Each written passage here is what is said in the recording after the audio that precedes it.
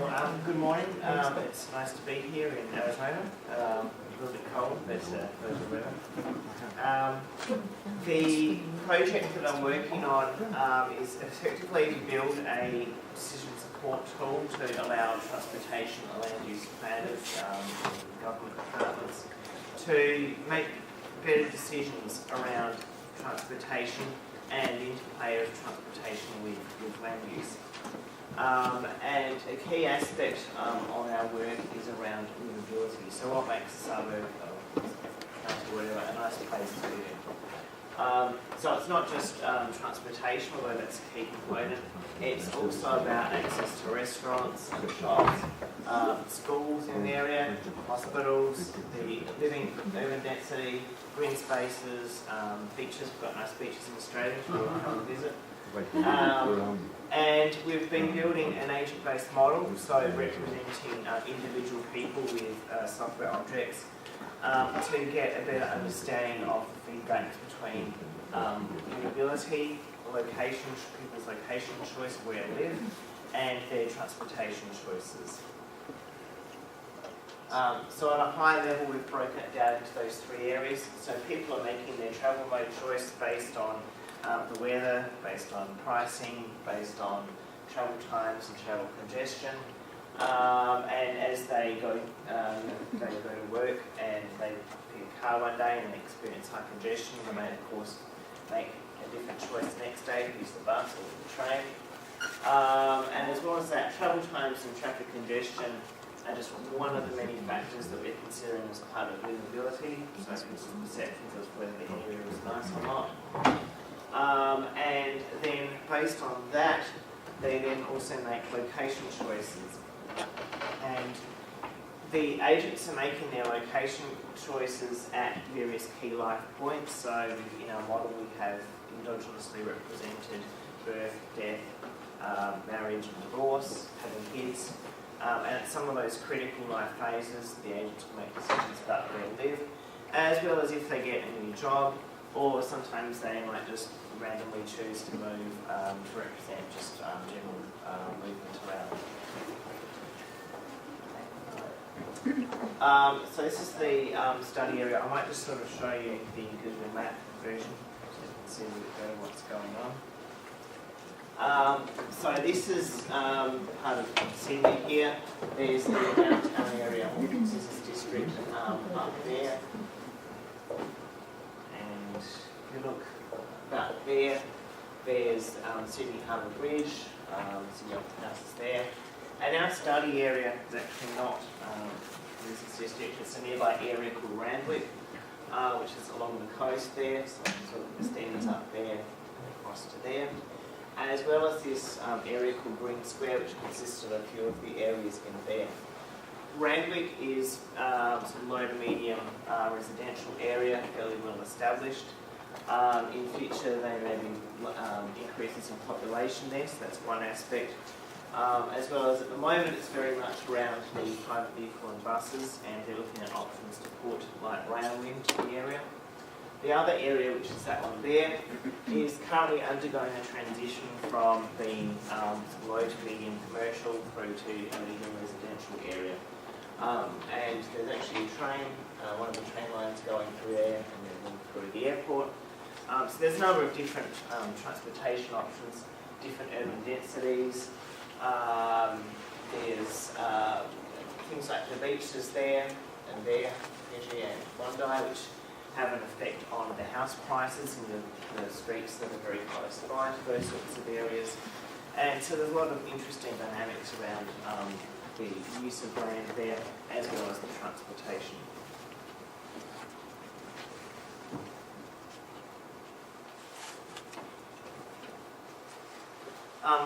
So with our model, we've got the agents making decisions around livability and location choice, but we also have the need to model their transportation. We're using the Transims microsimulator, which comes from Los Alamos Labs, also used a bit here, as well as at Argonne Labs. And it has its own population synthesizer and activity generator to generate a population of synthetic agents and their daily travel needs. We're doing that separately, I guess for a number of reasons, because in our case that has to tie in with our data sets and with the rest of our model. And also there are some issues where Transims is perhaps not the best at doing those sorts of things.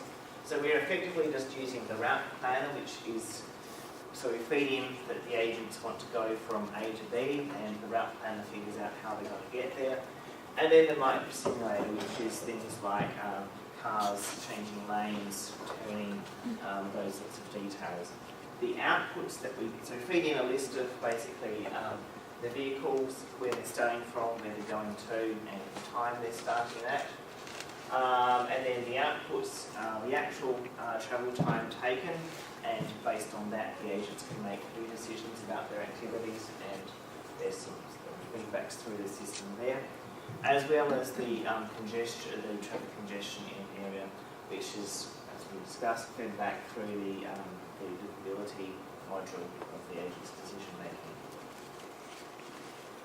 We've built a web-based platform, so we have Tomcat, which provides a web server. There's some stuff in HTML and JavaScript on the web front end, which I'll demonstrate next. The core of the model is written in Java and using the Repast Simphony agent-based toolkit. And then we also called, as I said, Transims, which is a bunch of C++ code. It's a fairly loose coupling between those in that we literally write some input files to Transims, let the output files process them and feed them back into that way. We have a database which contains our synthetic population, as well as any intermediate results as the simulator is running, and the final outputs. So some of the things that we've faced in this are around the computational trade-offs, because the Transims simulator in particular can take a large period of time to run. For our study area, we've got around 130,000 agents there, and given that number, it can take a while to run. So we've got the choice of how often we run Transims. Do we run it monthly or yearly, or do we trigger it when agents are starting to make different travel plans, and therefore we want to capture some of those feedbacks through the system. So we often, the model that we come up with now is where we run it based on when 20% of the agents have made different decisions about their travel. We need to rerun it, re-simulate that. But then it will reach some sort of steady state, and we keep that sort of steady state and basically treat the whole year as if it was the one sort of typical weekday and typical weekend day. Which is, if we were wanting to capture some of the interweek, or some of the variation between Monday and Tuesday, for example, is inappropriate. But for our model, where we're looking at, okay, so how does this sort of average case behaviour feed into people's decisions about location choice, is sufficient for us.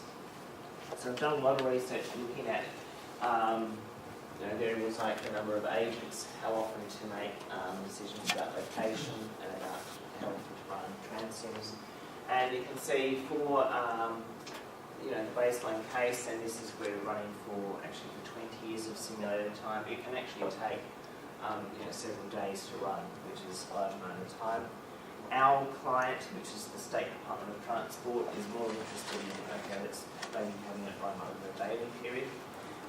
So some of the strategies we're using, well, first of all, it helps that their typical scenario is not actually 20 years ago. They do some 20-year planning horizons. It tends to be a 5-year horizon, so you divide that by 4, so it's still a bit under a day. Where we're starting to look at other parts of Sydney, we may use mesoscopic traffic simulators combined with more system dynamics models. We're starting to also get into the realm of looking at high-performance computing, where we split this onto a massively parallel computer. There's a version of Transims that supports high-performance computers, as well as a version of Repast that does as well. The issues there, of course, are, well, how do you actually distribute the agents around onto the different nodes? And that one is, in our case, because we're so heavily focused on transportation and the local areas, what we may well do is break it down so that the areas with roughly equal numbers of people in correspond to the actual location of the agents on nodes of a high-performance computer. Yeah, I'm sort of getting into a little bit of the detail of that. Perhaps talk more at the end or offline about that. One of the other things that we're doing with our model is doing what's called participatory modelling. So this is where we engage with stakeholders from the people in the government departments through to actual members of the public. And we have we've done some interviews with people to look at their location choice and transport behaviour.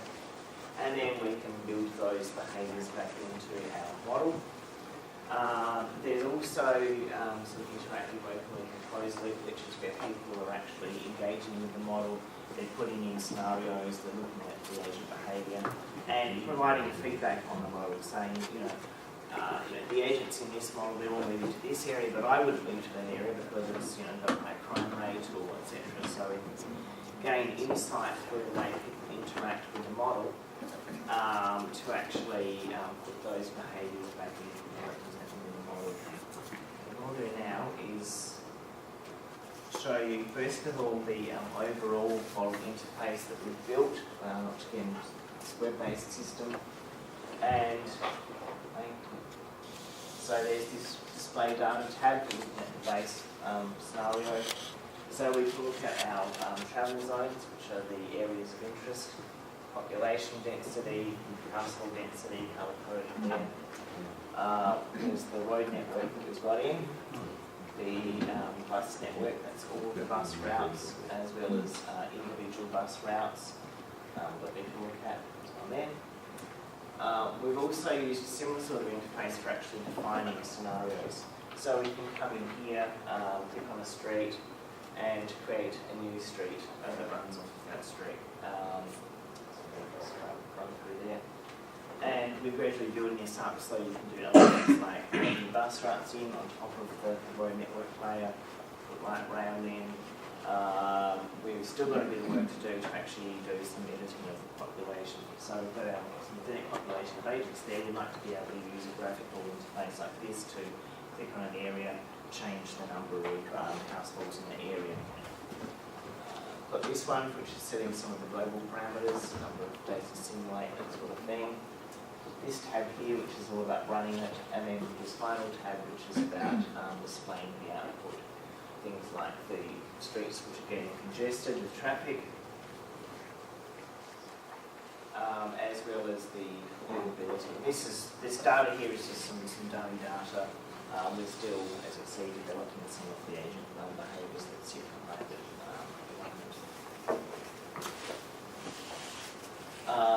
The thing that we'd also like to do with this, through this interface here for driving the model, is being able to stop it partway through a simulation. So where you see, some congestion occurring, and you then might actually pause it halfway through and show and make some changes to the network, and we can start running again. So we'll stop it partway through.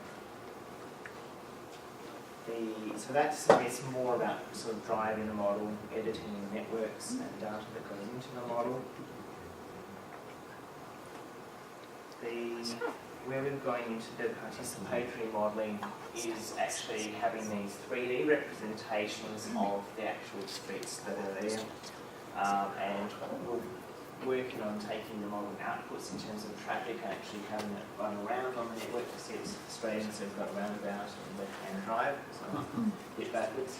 And as well as putting the traffic in, putting in the actual buildings, and we can use Google SketchUp to draw the buildings and place them in there. And through that, I guess, represent the changes in density that occur. And when you sit people down in front of this, you can get the reaction to the traffic congestion and their response to that, as well as their response to the density scenarios. And observe that, videotape them, transcribe them in interviews, and work out about how to actually put it back into the agent behaviours that we're developing